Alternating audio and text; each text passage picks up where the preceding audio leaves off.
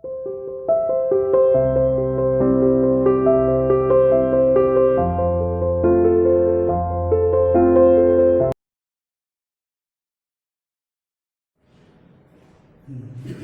students to our CR International School online classes. Our today's topic is limiting reagent. तो बेटा देखो limiting reagent नाम से clear है, लिमिट ऐसा रिएजेंट जो बेटा किसी केमिकल रिएक्शंस में हमारे सब्सटेंस कितने यूज में आएंगे, कितने रिएक्टेंट कन्वर्ट होंगे प्रोडक्ट में, उसके लिए एक लिमिट क्रिएट करता है, एक मिनिमम कंडीशन क्रिएट करता है कि जिससे आगे अब नहीं हो सकता। तो ऐसा सब्सटेंस हमारा क्या कहलाता है, लिमिटिंग रिएजेंट। चलिए तो इसको मैं एक एग्जाम्पल, ये न्यूमेरिकल मैंने लिख रखा है, बट इस न्यूमेरिकल की बात बाद में करेंगे। इस न्यूमेरिकल पे बेस्ड ही पहले मैं थ्योरेटिकली एक एग्जांपल लेके आपको समझाता हूँ। आपको याद होगा मैंने इसी चैप्टर में आपको बेटा जब गैलो-साक्स लॉ पढ़ाया था और जब एवोगैड्रो लॉ पढ़ाया था तो एक डायग्राम बनाया था, और आप याद करिए एवोगैड्रो लॉ से ही इसका क्वेश्चन का आंसर भी और ये लिमिटिंग रिएजेंट का टॉपिक भी निकलेगा। याद करिए एवोगैड्रो लॉ हमने क्या पढ़ाया था कि सेम टेम्परेचर और सेम प्रेशर पर अगर हम डिफरेंट गैसेस के सेम वॉल्यूम लें, मतलब equal volume of different gases having same number of molecules at same temperature and same pressure.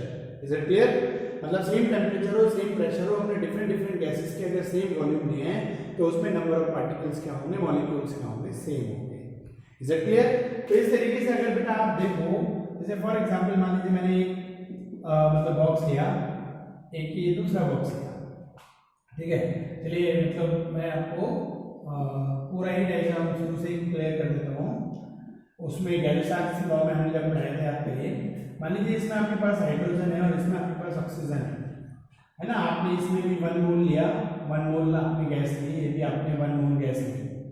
1 मोल का मतलब समझते हो 22.4 लीटर, और इसमें भी 22.4 लीटर, और उसमें नंबर ऑफ मॉलिक्यूल्स भी क्या होंगे बेटा, सेम होंगे, 0.22 into 10 to the power 23, 6.022 into 10 to the power 23। Is it clear?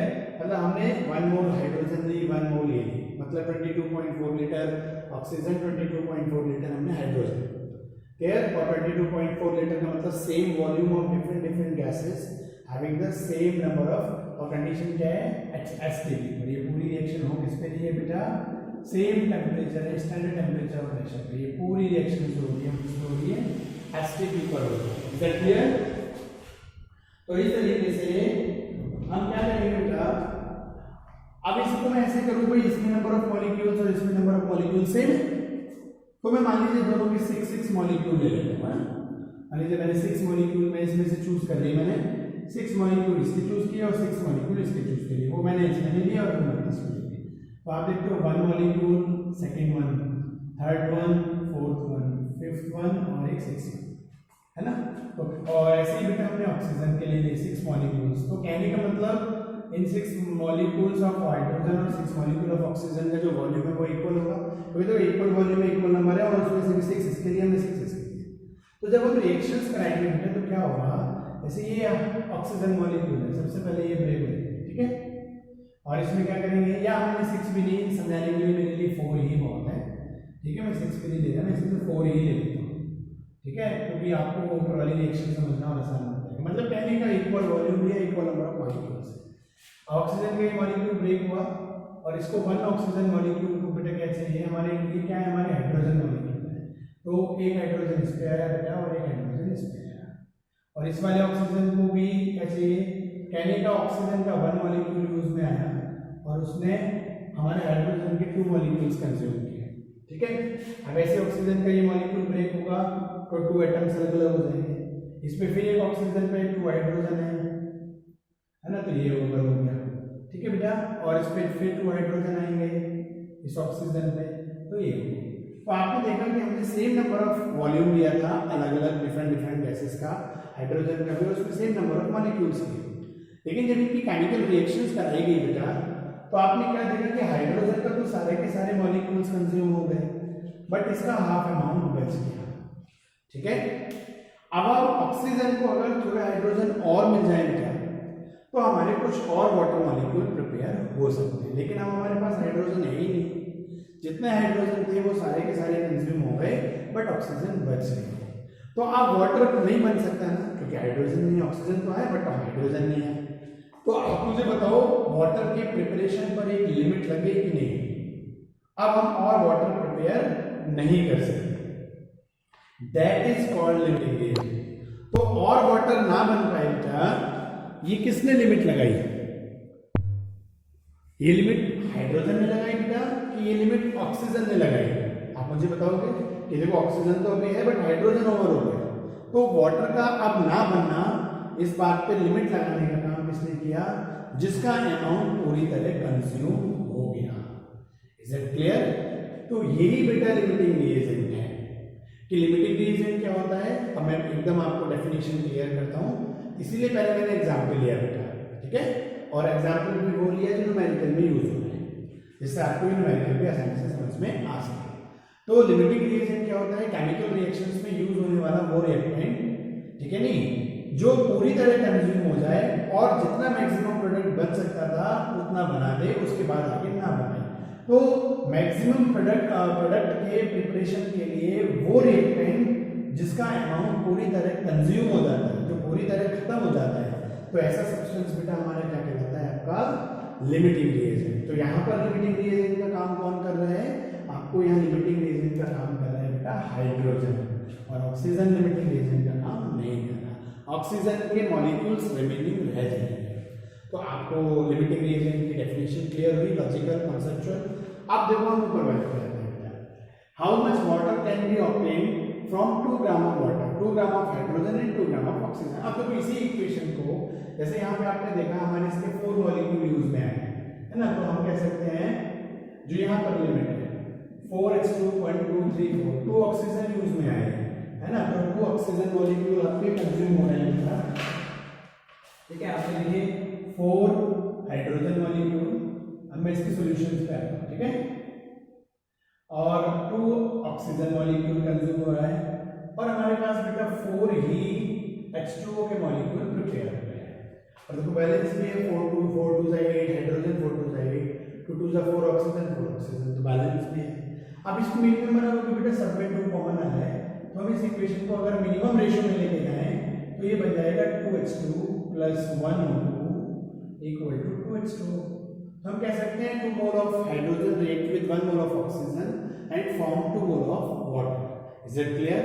तो अब हम बात करते हैं अब अपनी इस न्यूमेरिकल, वो इक्वेशन जो यहाँ भी दी हुई है बेटा, दी हुई है नहीं, तो इस तरीके से अब हम बात करते हैं कि ये 2 ग्राम ऑफ हमने यहाँ पे लिया क्या, यहाँ अब देखो अभी तक हमने लिमिटिंग रिएजेंट की थ्योरी समझाने के लिए कहीं भी ग्राम यूज नहीं किया, क्योंकि बेटा जो लिमिटिंग की थ्योरी है वो यही है कि आप इक्वल वॉल्यूम लीजिए, इक्वल वैल्यूम में नंबर ऑफ मॉलिक्यूल्स इक्वल आएंगे। हाँ, इनका मास अलग हो सकता है, देखो मॉलिक्यूल इक्वल है दोनों में, लेकिन भाई देखो 4 मॉलिक्यूल ऑफ ऑक्सीजन का मास अलग होगा 4 × 32, और 4 मॉलिक्यूल ऑफ हाइड्रोजन का मास क्या होगा 4 × 2, तो मास अलग हो सकता है बट वॉल्यूम सेम है, तो नंबर ऑफ मॉलिक्यूल सेम रहेंगे, और रिएक्शन हमारी नंबर ऑफ मॉलिक्यूल्स के बेसिस पर होती है, ना कि मास के बेसिस पर। समझ में आ गया? तो अब हमने इसका भी 2 ग्राम लिया, इसका भी 2 ग्राम लिया। अब हमें ये देखना है कि इसमें से बचेगा कौन।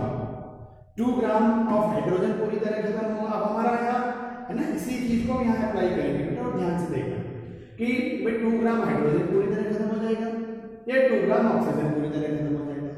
जो पूरी तरह खत्म हो जाएगा बेटा, वाटर के प्रिपरेशन पे लिमिट वही लगाएगा, तो कितना वाटर बनेगा हम उसी लिमिटिंग रिएजेंट के बेसिस पर देखेंगे।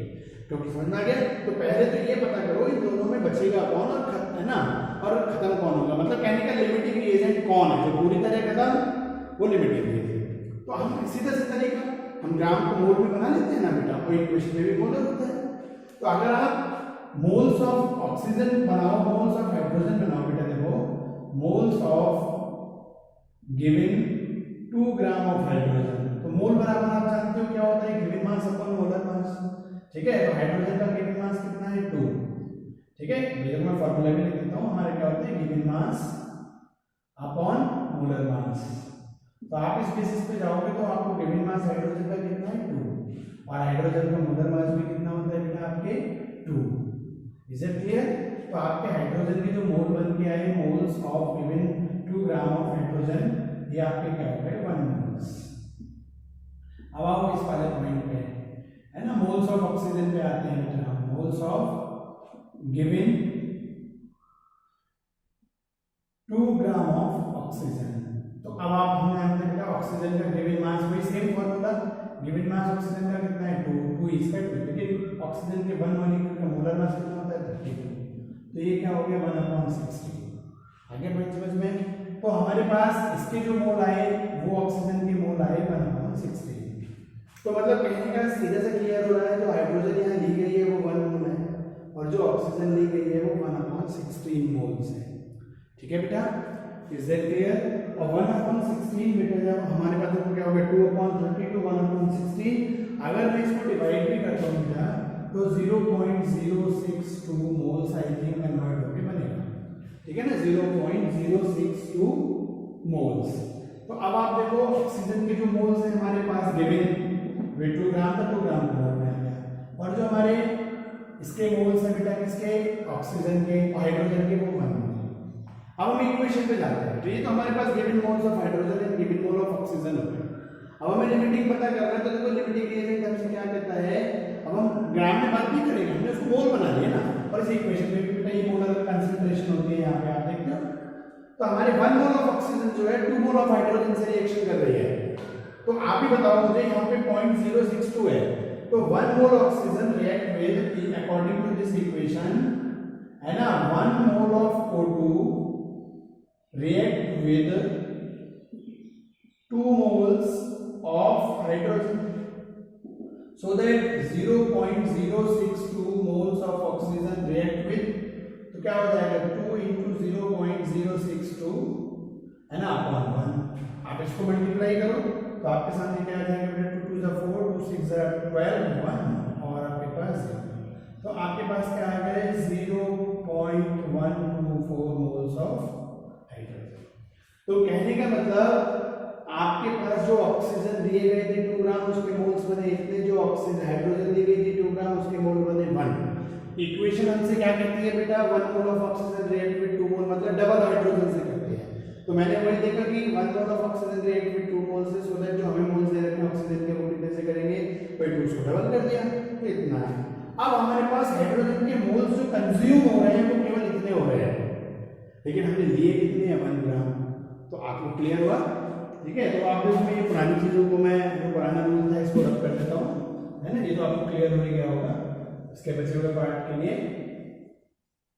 तो आप देखो इस चीज से हमें क्या मीनिंग निकल रहा है, आपको देखो बेटा कि हमारे पास मीनिंग क्या आया कि हमारे पास जो ये है ऑक्सीजन के मोल्स पूरी तरह कंज्यूम हो रहे हैं और उसमें जो हाइड्रोजन यूज हो रही है वो इतनी है ना, तो हमें जो गिवन मोल्स ऑफ हाइड्रोजन मतलब moles of 2 gram of O2 is equal to 0.062 moles are completely consumed, ठीक है, so that it work as a limiting, है ना, रिएजेंट। तो इसलिए ऑक्सीजन किसका काम करेगी बेटा, एक लिमिटिंग रिएजेंट का काम करेगी। अब हमें निकालना है रिमेनिंग अमाउंट ऑफ हाइड्रोजन। भाई कौन बचा, भाई ऑक्सीजन तो पूरी तरह खत्म हो रही है, बच कौन रहा है, हाइड्रोजन। कितना बच रहा है, तो रिमेनिंग अमाउंट ऑफ हाइड्रोजन निकाल लीजिए। हमारा जो गिवन अमाउंट है वो कितना है भाई, हाइड्रोजन का जो गिवन मोल्स है, ठीक है, तो गिवन मोल्स माइनस कंज्यूम्ड मोल, है ना, कंज्यूम्ड मोल। गिवन मोल्स कितने हैं 1 और ये कितना है 0.128, ठीक है, 124।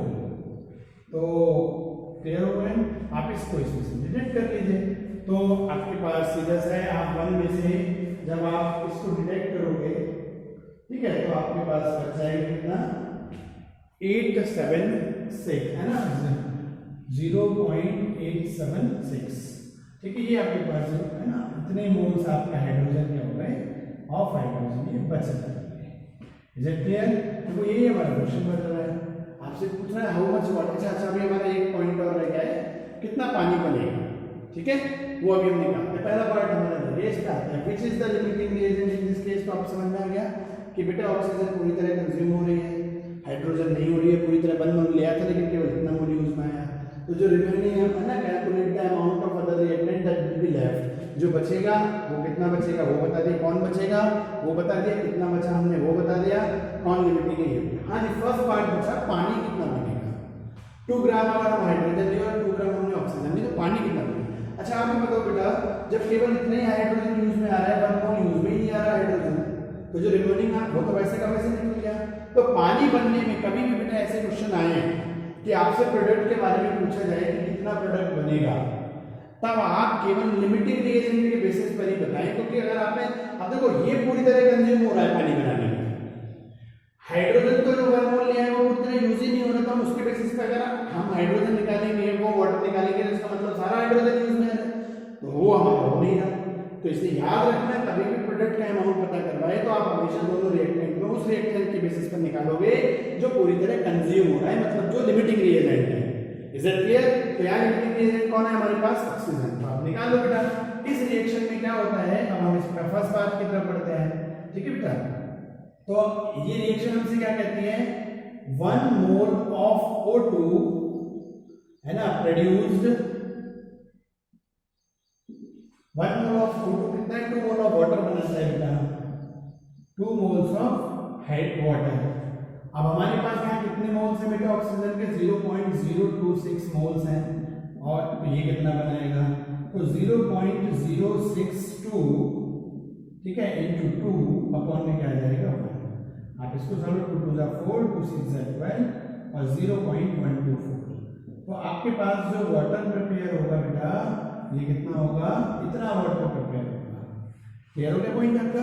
तो ये आपका आंसर हो गया, तीनों आंसर। पहले से 3 सवालों में तीन चीज मैक्सिमम पूछी जा सकती है कि लिमिटिंग रिएजेंट कौन है ना, अगर कोई बच रहा है कि नहीं बच रहा है, रिमेनिंग कौन है और कितना है, और तीसरी चीज प्रोडक्ट कितना बनेगा। तो प्रोडक्ट की वैल्यू निकालने के लिए आप हमेशा बेटा क्या करोगे, पहले आप निकालोगे लिमिटिंग रिएजेंट, और लिमिटिंग रिएजेंट के बेसिस पर ही बताओगे हमारा प्रोडक्ट। ये क्लियर हुआ आपका? तो बेटा ये बहुत इंपॉर्टेंट टॉपिक है, आपके एनसीईआरटी में भी क्वेश्चन दे रखा है N2+3S2 = NH3 के बेसिस पर, ठीक है। और एक और अननोन डाटा ये भी स्टडी की तरह 2 क्वेश्चन आपके एनसीईआरटी के एक्सरसाइज में दे रखे हैं, आप इसको करिए और ये कॉम्पिटिशन में भी पूछता है, बढ़िया क्वेश्चन है। Okay, thank you.